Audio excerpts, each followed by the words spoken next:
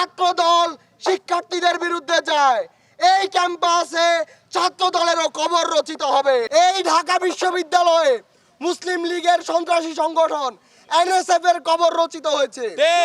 এই ঢাকা বিশ্ববিদ্যালয়ে জাতীয় ছাত্র সমাজের কবর রচিত হয়েছে। এই ঢাকা বিশ্ববিদ্যালয়ে ছাত্রলীগের মতো দানবের কবর রচিত হয়েছে। যদি ছাত্র দল শিক্ষার্থীদের বিরুদ্ধে যায়, এই ক্যাম্পাসে ছাত্র দলেরও কবর রচিত হবে।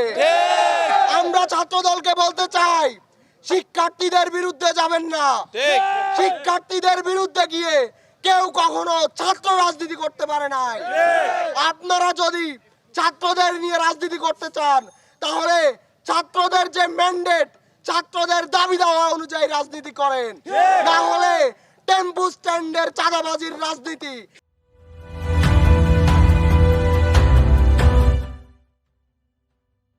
এই ক্যাম্পাসে কখনোই হবে না।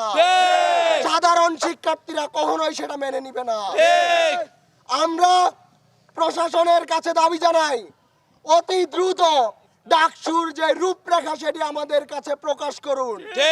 আমরা অতি দ্রুত ডাকসু চাই। আমরা এই এক সপ্তাহের মধ্যে, আমরা অতি দ্রুত সময়ের মধ্যে ডাকসুর রোডম্যাপ চাই এবং অতি দ্রুত ডাকসুকে বাস্তবায়ন করার জন্য যা যা পদক্ষেপ নিতে হয় প্রশাসনকে সেটা অতি দ্রুত সময়ের মধ্যে নিতে হবে। ডাকসু হওয়ার আগ পর্যন্ত আমরা রাজপথ ছাড়বো না। আমরা এই রাজপথ ছাড়ছি না। তাই অবিলম্বে ডাকসু দিন। ইনকিলাব জিন্দাবাদ। এই ঢাকা বিশ্ববিদ্যালয় ক্যাম্পাসে কিন্তু আইয়ুব খানের পেটো বাহিনীর কবর রচিত হয়েছে। বাংলাদেশ স্বাধীন হওয়ার পরবর্তী সময়ে যতগুলো দানব তৈরি হয়েছে, সবগুলো দানবের কবর এই ঢাকা বিশ্ববিদ্যালয়ে রচিত হয়েছে। ছাত্র দলের এই ইতিহাস মনে রাখা প্রয়োজন। ভাইস চ্যান্সেলর স্যার শুধু একজন ব্যক্তি নন, তিনি ঢাকা বিশ্ববিদ্যালয়ের প্রতিনিধি। তাকে অপমান করার মাধ্যমে এই ছাত্র সংগঠন আমাদের ঢাকা বিশ্ববিদ্যালয় এবং তার সকল শিক্ষার্থীকে অপমান করেছে। ঢাকা বিশ্ববিদ্যালয়ের বর্তমান যে প্রশাসন, সেই প্রশাসন ডাকসুর পক্ষে কথা বলার পর থেকেই ছাত্রদল এবং অন্যান্য যারা ষড়যন্ত্রকারী আছে তারা কিন্তু বক্তব্য দেওয়া শুরু করেছে তাদের বিরুদ্ধে।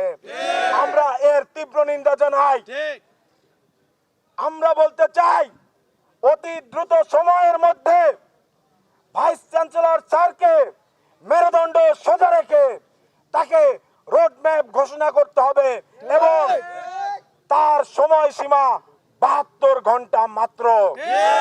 72 ঘন্টার মধ্যে যদি রোডম্যাপ ঘোষণা করা না হয়, তাহলে কঠোর থেকে কঠোরতর আন্দোলনে আমরা যাব। আমরা আবরারের ঘটনা দেখেছি, আমরা দেখেছি আমাদের শহীদ ভাই আবু বকরের ঘটনা। আমরা এ ধরনের ঘটনার আর পুনরাবৃত্তি চাই না। 5 আগস্টেই তার বিদায় হয়ে গিয়েছে।